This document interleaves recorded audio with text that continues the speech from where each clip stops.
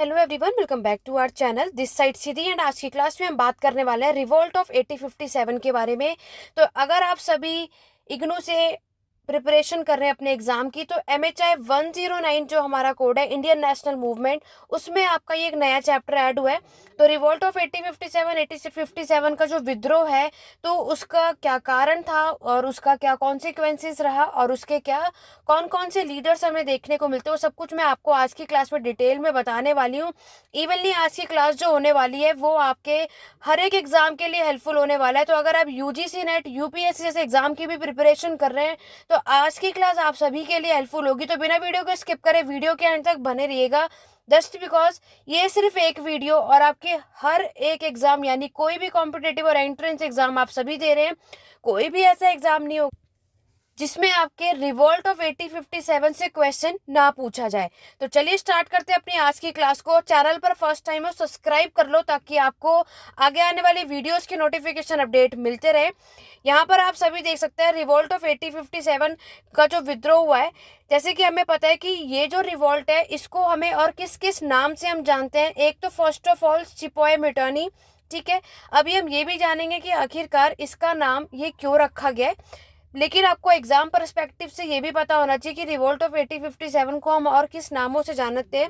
Maximum लोग जो है इसके बारे में ऑलरेडी जानते होंगे, लेकिन जिन्हें नहीं पता वो आपको याद रखना है। दूसरी बात आपको याद रखना है कि रिवोल्ट ऑफ 1857 को सिपाही मिटाने के अलावा India first war of independence के नाम से भी जाना जाता है, ठीक है। नेक्स्ट अगर हम बात करें आखिरकार ये जो रिवोल्ट है, जो ये विद्रोह है, क्यों हुआ था, किस वजह से हुआ था, तो बोला जाता है कि ये हमारे भारत में जो ब्रिटिशर्स यहाँ रूल कर रहे थे उनके अगेंस्ट ये विद्रोह किया गया था, ठीक है। नेक्स्ट अगर हम देखते हैं कि ये जो रिवॉल्ट आप देखते हो इसका कारण क्या है, इसमें बोला जाता है कि ये रिवॉल्ट हमें कब देखने को मिलता है। आपको डेट याद रखनी है एग्जैक्ट। आपको किसी भी कॉम्पिटेटिव या एंट्रेंस एग्जाम जब आप सभी देने जाते हैं तो उसमें डेट जरूर मेंशन होती है। और डेट अगर आपने याद नहीं करी और उन्होंने डेट को वहाँ चेंज कर दिया, मई की जगह अप्रैल या जून कर दिया, तो भी गलती हो जाएगी। तो याद रखना 10 मई को हुआ था 1857 का वो समय जब रिवोल्ट ऑफ 1850 हमें देखने को मिलता है। और इसमें क्या था, troops in Meerut began the revolt of 1857। क्या कहा जाता है, हमारी जो मेरठ की जो सेनाएं थी, जो मेरठ के जो ट्रूप्स हमें देखने को मिलते हैं, उन्होंने इस रिवोल्ट को शुरू किया था। दैट्स वाई, इसी वजह से हम इसको सिपाही मिटौनी के नाम से भी जानते हैं, ठीक है। याद रखना एग्जाम में 10 की जगह 9 भी मेंशन कर देते हैं और यहीं पर हम अपना क्वेश्चन सही करते हुए भी गलत कराते हैं। इसीलिए आपको इन सारी बातों का ध्यान रखना है, ठीक है। तो अभी हमें क्या समझ आया कि रिवोल्ट ऑफ 1857 को सिपाही मिटौनी किस कारण से कहा जाता है, क्योंकि यहाँ पर मेरठ की सेना ने इस विद्रोह को शुरू किया था, इसीलिए इसको सिपाही मिटौनी का नाम दिया जाता है। नेक्स्ट जो और भी इंपॉर्टेंट है हमारे एग्जाम के परस्पेक्टिव से, तो आप लोग यहाँ पर देख सकते हो कि यहाँ पर सबसे पहले याद रखना स्टेटमेंट वाइज भी क्वेश्चन आता है कि ये स्टेटमेंट किसने कहा था कि ये जो रिवॉल्ट है was refer to as the Indian war of first independence. तो यहाँ पर जो मैंने आपको बताया कि रिवोल्ट ऑफ 1857 को first war of Indian independence भी कहते हैं, ये किसने स्टेटमेंट दिया था, किसने ये बात कही थी, VD सावरकर ने, ठीक है। VD सावरकर इनके राइट आंसर होंगे। और नेक्स्ट दो नाम आपको और अपने, चाहे UGC नेट के एग्जाम की प्रिपरेशन कर रहे हो, UPSC के प्री लेवल के एग्जाम की प्रिपरेशन कर रहे हो, या TGT लेवल की भी यहाँ पर प्रिपरेशन कर रहे हो, वहां पर आपको ये स्टेटमेंट वाइज क्वेश्चन डेफिनेटली मिलता है, जहां पर आपसे पूछ लिया जाएगा कि started as a fight for religion. बोला गया है कि ये जो रिवॉल्ट विद्रोह है, ये जो लड़ाई जो शुरू हुई थी रिलीजन धर्म के लिए हुई थी, बट ये हमें क्या देखने को मिला कि ये वॉर फिर किस तरफ बढ़ गई, आपके इंडिपेंडेंस की तरफ। तो ये लाइन, ये स्टेटमेंट किसने दिया था, तो राइट आंसर क्या होगा, डॉक्टर SN सेन ने ये लाइन कही थी। तो आपको ये नाम याद रखना है। नेक्स्ट अगर हम बात करें, जो फेमस इतिहासकार है डॉक्टर RC मंजूमदार, इनका क्या मानना है, इन्होंने माना it was neither the first, इन्होंने बोला ना ही ये पहला और ना ही ये नेशनल और इंटरनेशनल वॉर है। ये किसका मानना है, RC मंजूमदार का। VD सावरकर ने तो कह दिया कि ये हमारे इंडियन इंडिपेंडेंस के लिए सबसे पहला वॉर है, लेकिन RC मंजूमदार इस बात में बिलीव नहीं रखते। उनका ये बिल्कुल भी नहीं मानना है कि ये वॉर पहला होगा, चाहे वो नेशनली हो चाहे वो इंडिपेंडेंटली वॉर हो, पहला ये है ही नहीं, ऐसा RC मंजूमदार का मानना है। एग्जाम में इस तरीके से भी क्वेश्चन हमें देखने को मिल जाता है। तो आगे बढ़ने से पहले अगर आप सभी चैनल पर फर्स्ट टाइम आए हो, चैनल को सब्सक्राइब कर लो, बेल आइकन प्रेस कर लो, ताकि इस तरीके की और भी वीडियोस हमारे चैनल पे अपलोड हो, नोटिफिकेशन मिलते रहे। हिस्ट्री की पेड क्लासेस यहाँ पर अवेलेबल है, अगर कोई भी लेना चाहता तो ये व्हाट्सअप नंबर है 8882196980 पे कॉन्टैक्ट कर सकता है। सेकेंडली, आज की क्लास की PDF अगर आप सभी लेना चाहते हैं तो उसके लिए भी आपको इसी व्हाट्सअप नंबर पर कॉन्टैक्ट करना है, और आपको वहाँ पे मैंशन करना है कि मैम रिवोल्ट ऑफ 1857 से रिलेटेड जो ये PDF हमें प्रोवाइड करवा दो, तो वहाँ पे बाकी अपडेट आपको मिल जाएगी। यहाँ पर आप देख सकते हैं कि मैंने बिल्कुल शॉर्ट नोट की तरह और जो सारे इंपॉर्टेंट पॉइंट है हमारे एग्जाम के लिए, वो सारी चीज़ें इसमें मेंशन की है। चाहे आप किसी भी लेवल के एग्जाम की प्रिपरेशन कर रहे हो तो उसके परस्पेक्टिव से ही मैंने ये नोट्स तैयार करे हैं। तो अगर आपको इस क्लास की PDF चाहिए तो आप लोग यहाँ पर देख सकते हो। तो इसीलिए आप इसको नोट ना करके मेनली अभी आपको इसको समझने पर ध्यान देना है। ठीक है, चलिए आगे बढ़ेंगे। तो यहाँ पर हमें इतनी बातें तो समझ आ गई कि ये जो रिवॉल्ट, जो ये विद्रोह है, कब हुआ था? 10 मई को हुआ था। और यहाँ पर 3 लोगों के क्या पॉइंट ऑफ व्यू है रिवोल्ट ऑफ 1857 के पीछे, वो चीज़ें हमने यहाँ पर देख ली। अब हम बात करेंगे इसके कारण का। आखिरकार रिवोल्ट ऑफ 57 होने का कारण यानी कॉजेज आखिर क्या होते हैं। लेकिन देखो, अगर मैं कॉजेज से पहले बैकग्राउंड हमें जरूर डेफिनेटली पता होना चाहिए कि आखिरकार ये रिवोल्ट विद्रोह हुआ क्यों, इसके पीछे का कारण क्या था। देखो, ऐसा माना जाता है कि हमारे जो ब्रिटिश ईस्ट इंडिया कंपनी है, इन्होंने अपना एक्सपेंशन, इन्होंने अपना जो विस्तार है ये अच्छा खासा बना लिया था हमारे भारत पे, राइट। अपना कंट्रोल जो हमारे भारत पर अच्छा खासा बना लिया था 19th सेंचुरी आते आते। ठीक है, अब यहाँ पर क्या है कि उसी में हमने ये चीज़ देखी कि यहाँ पर हम देखते हैं कि हमारे इंडियन ट्रेडिशन में बहुत सारे सोशल रिलीजियस रिफॉर्म सुधार लेकर आए, और इन्होंने, ब्रिटिशर्स ने हमारे इंडियन के ट्रेडिशन को डिसरिस्पेक्ट किया। ये चीज़ हमें यहाँ पर देखने को मिली। दूसरा कारण माना जाता है कि इकोनॉमिक एक्सप्लॉयटेशन भी हमें यहाँ पर देखने को मिला, और जो कोई भी पॉलिसी बनाई वो थोड़ी अलग, यानी भेदभाव करके पॉलिसीज यहाँ पर बनाई गई, ये भी एक कारण माना जाता है। और तीसरा माना जाता है, जो आप सभी को मैक्सिमम पता है, कि राइफल में कार्ट्रिज का यूज़ किया गया था, और जो हमारे सिपाही हैं उन्होंने बिलीव किया गया था कि उसमें एनिमल का जो फैट है, जो ग्रीस है, उसमें लगाया गया, जिससे लोगों के धर्म के ऊपर बात आ गई थी, लोगों के धर्म पे यहाँ पर उसको तोड़ने की कोशिश करी। वो उस वजह से ये कारण माने जाते हैं, जिस वजह से क्या हुआ आपका रिवोल्ट ऑफ 1857। तो ये चीज़ें हमें याद रखनी है। तो फर्स्ट ऑफ ऑल हमें क्या समझ में आया कि यहाँ पर ईस्ट इंडिया कंपनी ने अपना जो कंट्रोल है हमारे भारत पे बनाने के बाद, यहाँ पर उन्होंने क्या क्या चीज़ें करी, जिसके वजह से ये रिवोल्ट ऑफ 1857 आपको यहाँ पर देखने को मिलता है। तो जितनी भी चीज़ें मैंने अभी आपको बताई कि आखिरकार ये जो रिवोल्ट ऑफ 1857 है, इसके होने का कारण क्या है, वो सब मैंने यहाँ पे नोट कर दिया है, और ताकि हमारी वीडियो ज़्यादा से लेंथी ना हो, इसीलिए मैंने सब कुछ यहाँ पर मेंशन कर दिया है। और यहाँ पर ये सारी चीज़ें मैंने आपको समझा दी है कि आखिरकार किस वजह से हमें ये सारी चीज़ें देखने को मिलती है। अब बात करते हैं इसके रिवोल्ट के कॉजेज की, कि आखिरकार इसके होने का कारण क्या है। मैंने कई बार आप सभी को एक चीज़ बताई है, चाहे हम कभी भी कोई भी चीज़ पढ़ते हैं, चाहे वो आपका कोई भी रिवॉल्ट हो, चाहे वो किसी भी तरीके का रेवोल्यूशन हो, कभी भी किसी भी चीज़ के होने का कारण कोई एक नहीं होता, उसके पीछे का बहुत सारे कारण माने जाते हैं। ठीक है, लाइक अगर मैं आपको बात करूं कि यहाँ पर अगर हम देखें तो इसमें आपका इकोनॉमिक कॉज भी माना जाता है, यानी जो आर्थिक कारण है जिसके वजह से रिवोल्ट ऑफ 1857 होता है। उसके बाद पॉलिटिकल कॉज भी है, यानी राजनीतिक कारण भी माना जाता है। और थर्ड वन आपका मिलिट्री तो है ही, जो कि अभी मैंने आपको बताया।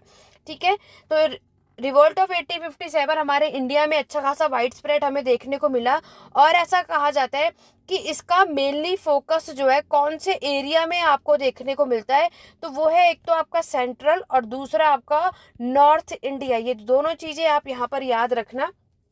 ठीक है, और यहाँ पर जब ये हमारा रिवोल्ट ऑफ 1857 होने का कारण मैंने आपको बताया, तो इसमें आपके सारे कॉजेज हैं, इकोनॉमिक कॉजेज, पॉलिटिकल कॉजेज और आपका मिलिट्री कॉजेज।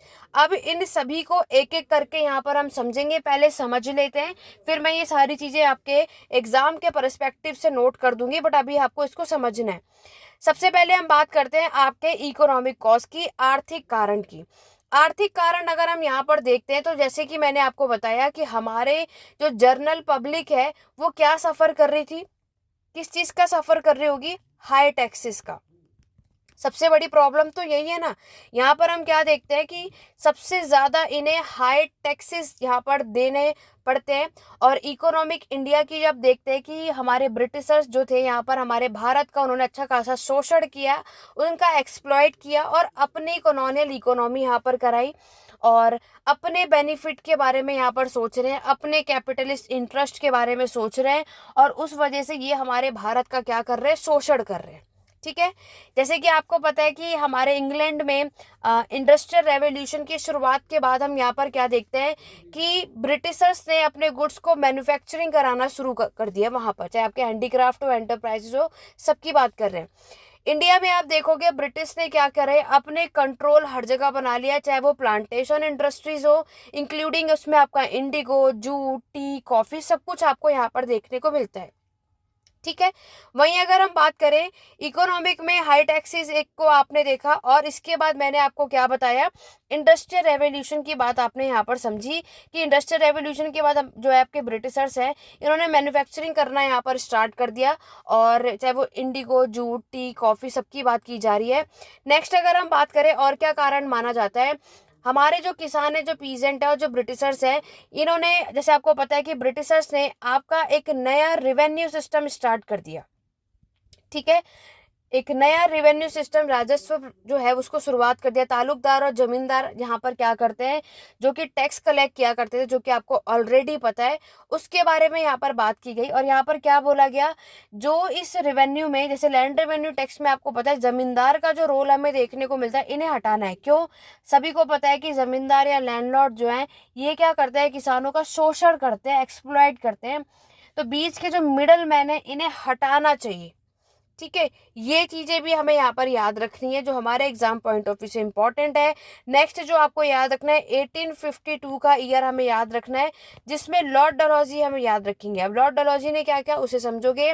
लॉर्ड डलहौजी ने आपका एक क्या दिया, इनाम कमीशन, गेव द इनाम कमीशन दिया।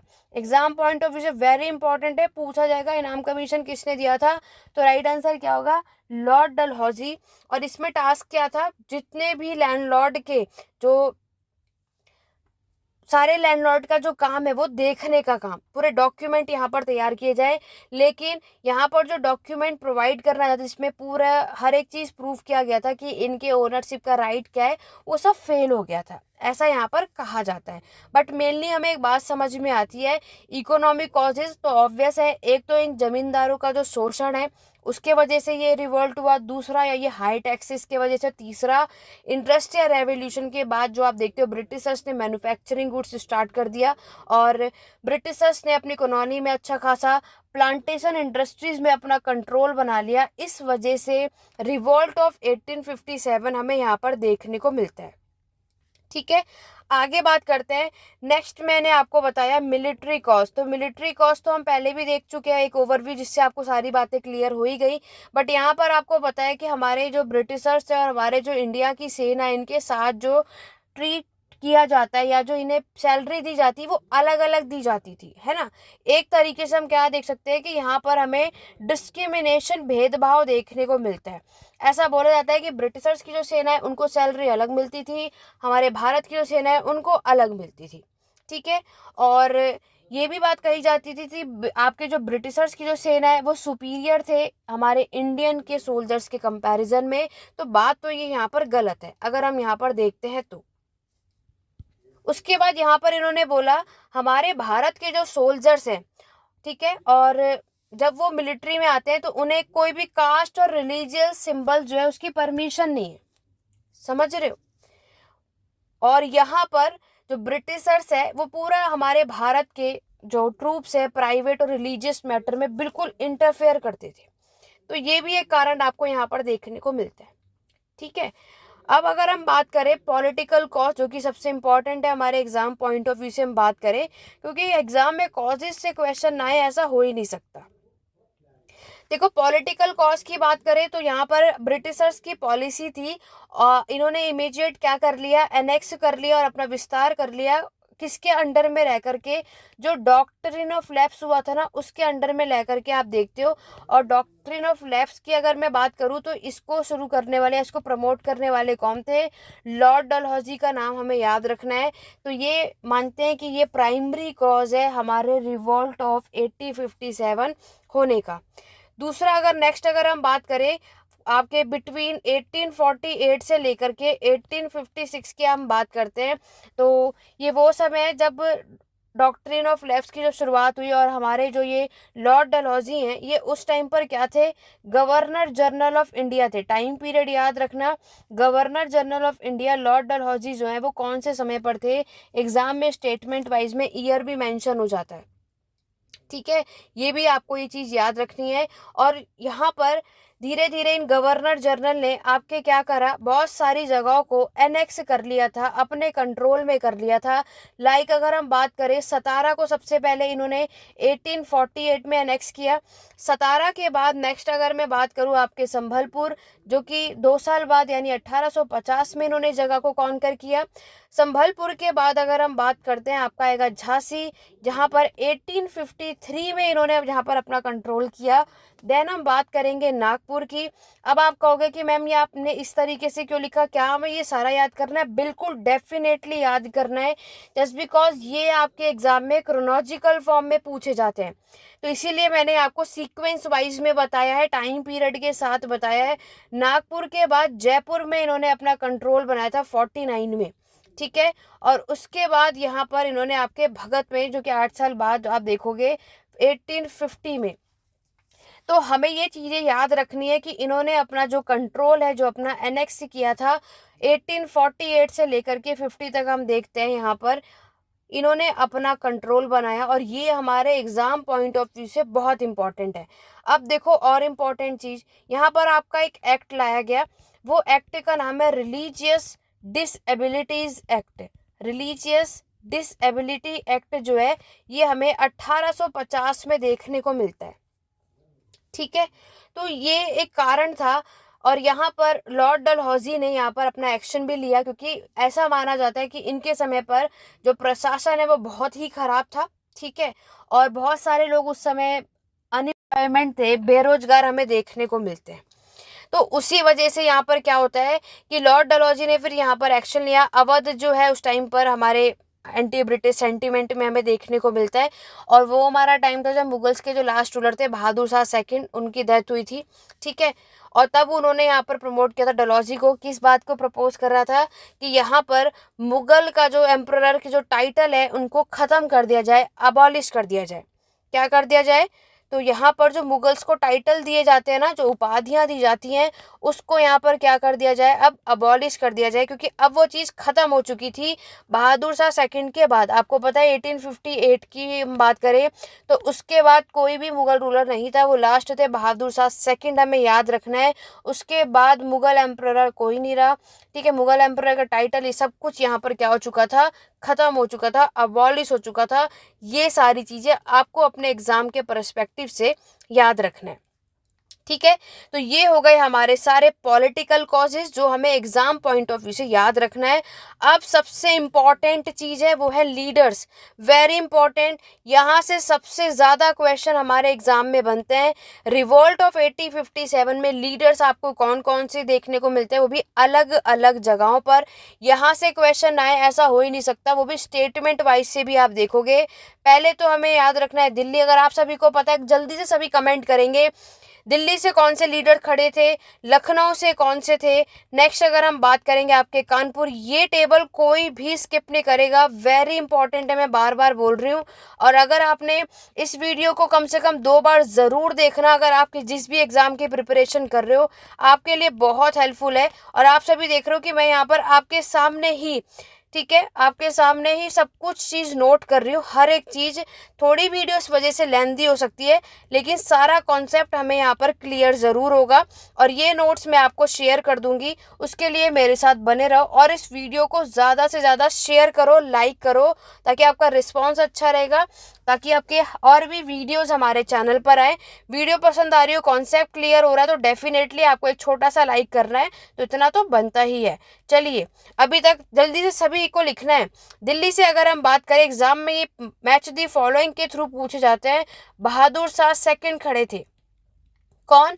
बहादुर शाह सेकंड। लखनऊ की अगर हम बात करें तो वो है आपका बेगम हजरत महल।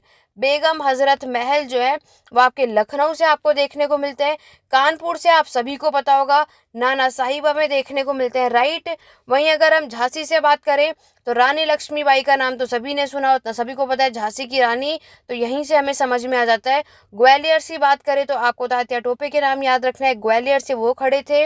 उसके बाद बरेली की बात करते हैं, ये भी एग्जाम में पूछा जाता है आपके एनसीईआरटी में। बहुत अच्छा ये रिवोल्ट ऑफ 1857 आपको मिल जाएगा। क्लास 7 की एनसीईआरटी से आप लोग पढ़ सकते हो। एनसीईआरटी का सोर्स तो बहुत अच्छा और इंपॉर्टेंट है, ये तो आप सभी जानते हो और हमारे एग्जाम में भी क्वेश्चन आ जाता है। चाहे आपका कोई भी कॉम्पिटेटिव एग्जाम हो या कोई भी टीचिंग एग्जाम हो, हर जगह हमें ये मिल जाएगा। बिहार से कुंवर सिंह खड़े हुए थे। और लास्ट है आपके इलाहाबाद और बनारस से मौलवी। बहुत कम लोगों को ये क्वेश्चन पता होता है, बाकी सब तो मैक्सिमम पता होता है। लेकिन अगर हम बात करेंगे इलाहाबाद बनारस की तो आपके मौलवी लियाकत अली यहाँ से खड़े हुए थे। ये दोनों जगह से याद रखना। दोबारा से बता रही हूँ, ये लीडर बोर्ड सभी को याद होना चाहिए। आपके match the following statement wise हर जगह ये क्वेश्चन हमें यहाँ पर देखने को डेफिनेटली मिलता है। अब आगे बढ़ेंगे और अब बात करेंगे आखिरकार क्या कारण था जिस वजह से ये जो रिवॉल्ट है वो फेल हो गया। ठीक है, क्या कारण था जिसकी वजह से आपका जो ये रिवॉल्ट है वो फेल हो गया, अब उसको जानते हैं। देखो मैंने आपको बताया कि ये जो क्लास है आपके हर एक एग्जाम के परस्पेक्टिव से मैं पढ़ा रही हूँ, चाहे यूजीसी नेट हो, चाहे आप कोई भी सब्जेक्टिव वाइज एग्जाम दे रहे हो, इग्नू का एग्जाम दे रहे हो, बीए एमए हिस्ट्री कर रहे हो, वहाँ पर भी रिवॉल्ट ऑफ 1857 से क्वेश्चन आता है। उसमें भी सेम चीज़ यही कुछ है, यही सारी बातें आपको बतानी है। बाकी गवर्नमेंट एग्जाम हो, कोई भी एंट्रेंस एग्जाम हो, उसके लिए भी हेल्पफुल है, यहाँ से भी क्वेश्चन आपको मिल जाएगा। देखो वन वर्ड सभी कर लेते हैं, स्टेटमेंट वाइज में एक प्रॉब्लम आती है। ठीक है, तो सबसे पहला कारण अगर हम देखें क्या हुआ, किस वजह से ये फेल हुआ, तो सबसे पहले थे आपके जो बहादुर शाह जफर, जो भी आपने यहाँ पर देखा, ये आपके एक अच्छे लीडर नहीं थे। ठीक है, बोला जाता है इनके समय पर जो आपकी सेंट्रल लीडरशिप है उसमें बहुत कमियां थी। ठीक है, लैक्ड सेंट्रल लीडरशिप, हमें यहाँ पर उनका जो कोऑर्डिनेशन है वो अच्छा नहीं था। इस वजह से ये क्या माना जाता है कि रिवोल्ट ऑफ 1857 जो है वो अच्छा नहीं था। दूसरा, हमारे भारत की जो मेजॉरिटी है उस पर भी बहुत ज़्यादा अनफेक्टेड रहा और मैक्सिमम लार्जली प्रिंसली स्टेट आप इसमें देखोगे, लाइक हैदराबाद, मैसूर, कश्मीर, है ना, राजपूताना, हर एक कोई आपको यहाँ पर देखने को मिलेगा। जितने भी आपके वेल्दी मर्चेंट बिजनेसमैन साथी हैं, आपके ज़मींदार जो हैं, ठीक है। अब इसमें देखो इंडियन मॉडर्न एजुकेशन भी आपको देखने को मिलता है और इंडियन फोर्स के पास भी इक्विपमेंट्स की बहुत कमियां थी और ये कुछ कारण थे जिसके वजह से क्या हुआ, रिवोल्ट ऑफ 1857 जो है वो आपका फेल हो जाता है। तो ये भी हमें कारण पता होना चाहिए जिस वजह से कि आखिरकार रिवोल्ट ऑफ 1857 जो है ये क्यों फेल हुआ, इसके पीछे का कारण आखिरकार यहाँ पर क्या हो सकता है, लैक्ड इनफ इक्विपमेंट्स। ठीक है, ये सब कुछ आपको यहाँ पर याद रखना है। एट द एंड अगर हम बात करें जो हमारे को और भी इम्पॉर्टेंट है, जो हमें देखो हेडिंग्स हमें सारी याद होनी चाहिए हमारे एग्जाम के परस्पेक्टिव से। कॉन्सिक्वेंसेस यानी इसका नतीजा या परिणाम क्या रहा उसको समझते हैं।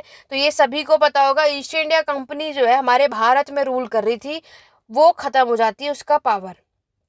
ठीक है, अब एंड हो जाता है क्या, ईस्ट इंडिया कंपनी का जो कंट्रोल है वो अब खत्म हो जाएगा और वो पावर किसके हाथों में चली जाती है, अब ये पावर चली जाएगी ब्रिटिश क्राउन के पास। ठीक है, ब्रिटिश क्राउन के पास अब ये पावर चली जाती है। अभी तक जो आप सभी गवर्नर जनरल पढ़ रहे थे, राइट, जितने भी गवर्नर जनरल हमने देखा ये खत्म हो गया। अब यहाँ पर क्या आएगा, वॉइस रॉय। अब जो भी बनेंगे वो सारे क्या कहलाएंगे, वॉइस रॉय का टाइटल अब से यहाँ पर आप चीज़ें देखने जाओगे। ये सेकंड पॉइंट, एक पहला पॉइंट ये हुआ। सेकंड पॉइंट आपने देखा गवर्नर जनरल हटके अब वॉइस रॉय की पोस्ट आपको यहाँ पर देखने को मिलेगी। ठीक है, ये भी जो कि आपके इम्पोर्टेंट है। और यहाँ पर मैंने आपको क्या बताया, ईस्ट इंडिया कंपनी पूरे तरीके से ख़त्म हो जाती है, पॉलिसी अब बदल जाएगी, ब्रिटिश क्राउन आ जाएगा, ब्रिटिश गवर्नमेंट आ जाएगी और उसने अपने अकॉर्डिंगली सारी चीज़ें बनाई। इंडियन नेशनलिज्म अब आपको यहाँ पर देखने को मिलेगा। ठीक है, तो ये कुछ कॉन्सिक्वेंसेस हमें यहाँ पर दिखने को मिले। ये सब कुछ 1858 की बात है। उसके एक साल बाद आप ये चीज़ देखोगे, रिवोल्ट ऑफ 1857 जो है हमारे इंडियन फ्रीडम के लिए पूरा इतिहास जो आपने यहाँ पर पढ़ा, इसी वजह से इन्होंने यहाँ पर आपका जो गवर्नमेंट ऑफ इंडियन एक्ट है इसको अडॉप्ट भी किया था, जिसकी वजह से हम क्या कर सकें, अपने ब्रिटिश ईस्ट इंडिया कंपनी का जो रूल है उसको हमें ख़त्म करना है। ठीक है, ये सारे कारण क्या माने जाते हैं, जिस वजह से क्या होगा, हमारा रिवोल्ट ऑफ 1857 जो हमारे एग्ज़ाम के पर्सपेक्टिव से सबसे ज़्यादा इम्पॉर्टेंट है और हर जगह और कई बार आपसे ये चीज़ें पूछी जाती हैं, तो इसीलिए आपको कॉन्सिक्वेंसेस भी डेफिनेटली पता होना चाहिए कि आखिरकार क्या कॉन्सिक्वेंसेस इस रिवोल्ट का हमें यहाँ पर देखने को मिलता है।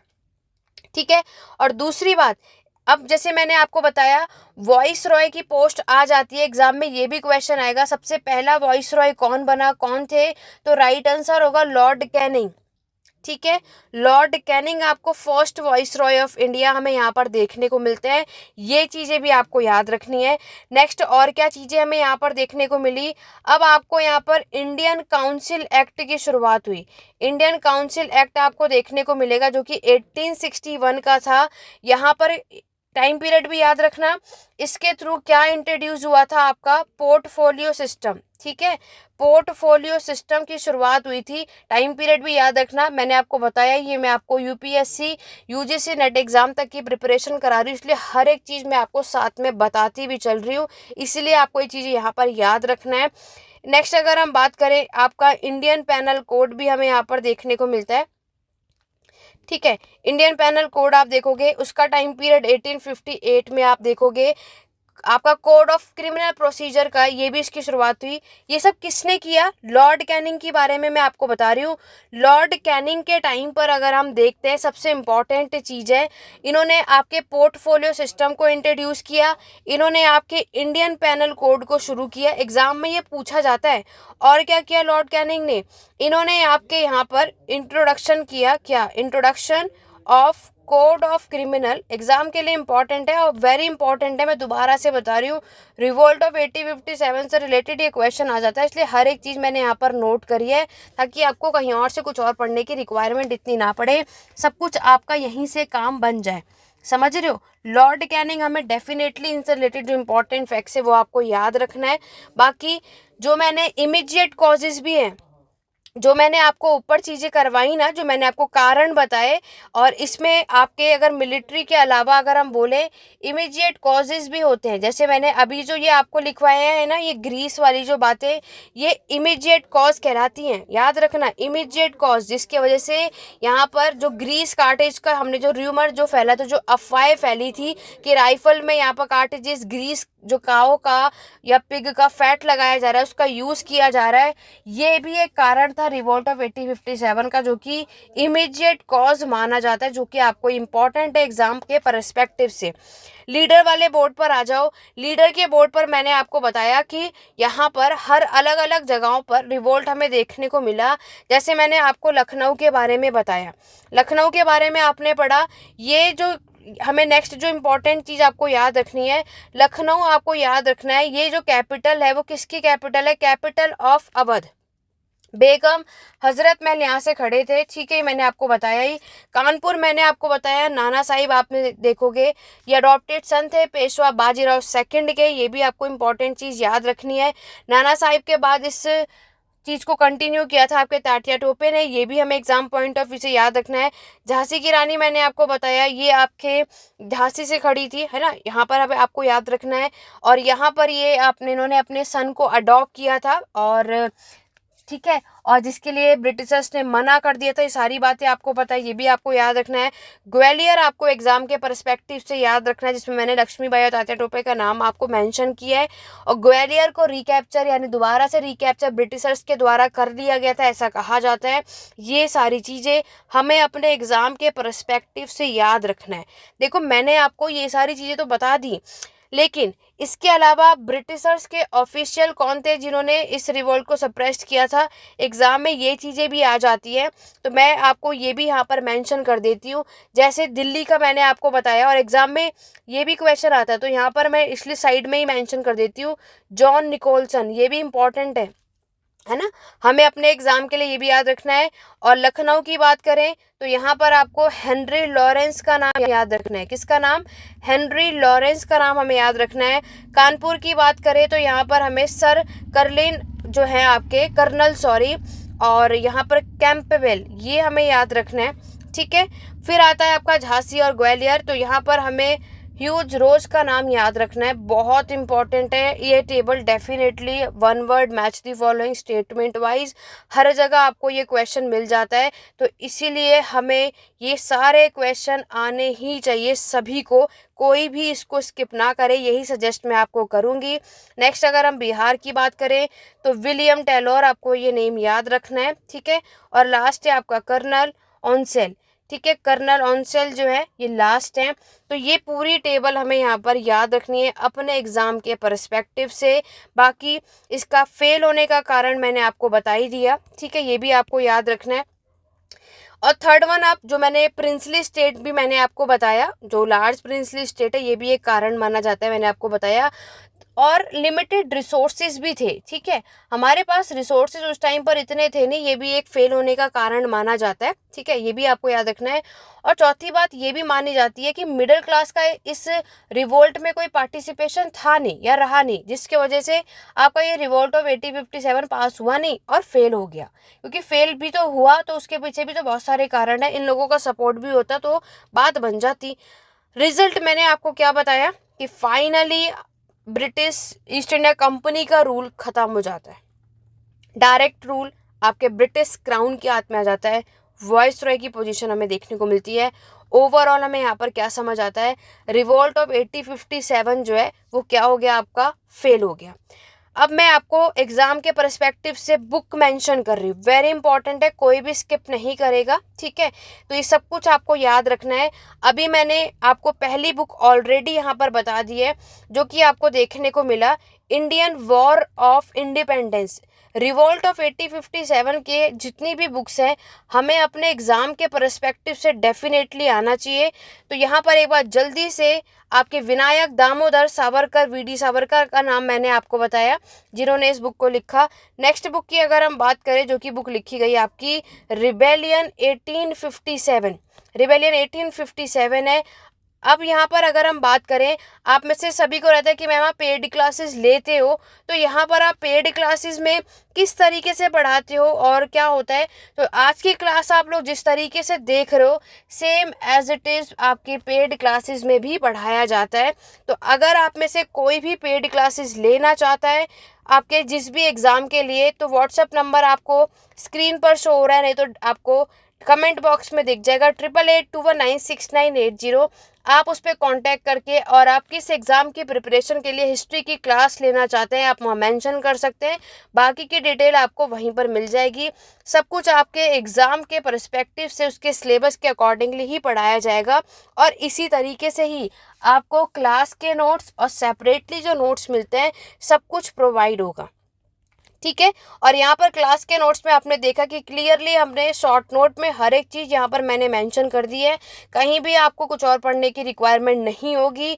ये शॉर्ट नोट बस हमें बार बार रिवाइज करना है, हमें अपने एग्ज़ाम के पर्सपेक्टिव से ये चीज़ें आपको याद रखनी है। और जितनी भी बुक्स मैंने यहाँ पर लिखी हैं ये सारी आपको याद रखनी है। आप में से कई ऐसे सोचते हैं कि मैम कुछ याद कर लेते हैं, कुछ नहीं।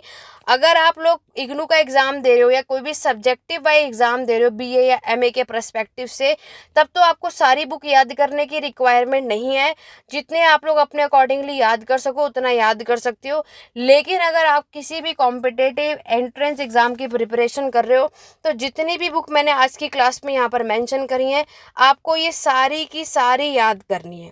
ठीक है, सारी बुक आपको याद करनी है, कोई भी बुक नहीं छोड़ेगा। और ये लास्ट बुक है आपकी, ये बुक लिखी थी आपके खान मोहम्मद सदीक खान ने।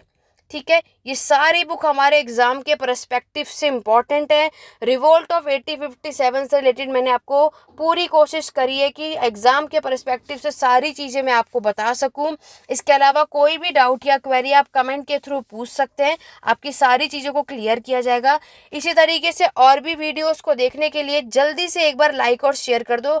आज की क्लास कैसी लगी ज़रूर बताना। नेक्स्ट वीडियो कौन से टॉपिक पर आप सभी देखना चाहते हैं, किसी को किसी भी टॉपिक में कन्फ्यूजन है, जून 2025 में आपका यूजीसी नेट का एग्जाम है, आप सभी को पता है, तो आप लोग वहां पर किस तरीके से रिवोल्ट ऑफ 1857 से क्वेश्चन आता है मैं आपको, अगर आप सभी चाहते हैं कि क्वेश्चंस की सीरीज आए हमारे चैनल पर तो कमेंट करके ज़रूर बताना, तो क्वेश्चन से रिलेटेड भी हम सॉल्व करेंगे। देखो, कोशिश करो कि आप सभी क्या करो, क्वेश्चन ज़्यादा से ज़्यादा सभी को सॉल्व करना है। इस पीडीएफ के लिए भी आपको इस व्हाट्सएप पे कांटेक्ट करना है, तो पीडीएफ से रिलेटेड भी मैं, और बाकी हमारा जो हिस्ट्री एडू पॉइंट ऐप है उसको इंस्टॉल कर लो चैनल पर। कोई भी डाउट या क्वेरी कमेंट के थ्रू सभी पूछ सकते हैं, सभी के डाउट क्वेरी का रिस्पॉन्स यहाँ पर किया जाएगा। ठीक है, और मिलते हैं अपने नेक्स्ट वीडियो में। टेलीग्राम चैनल को ज्वाइन करके रखो ताकि आगे की अपडेट मिलते रहे। तो आज की क्लास को यहीं एंड करेंगे, मिलेंगे अपने नेक्स्ट वीडियो में। Thank you for watching.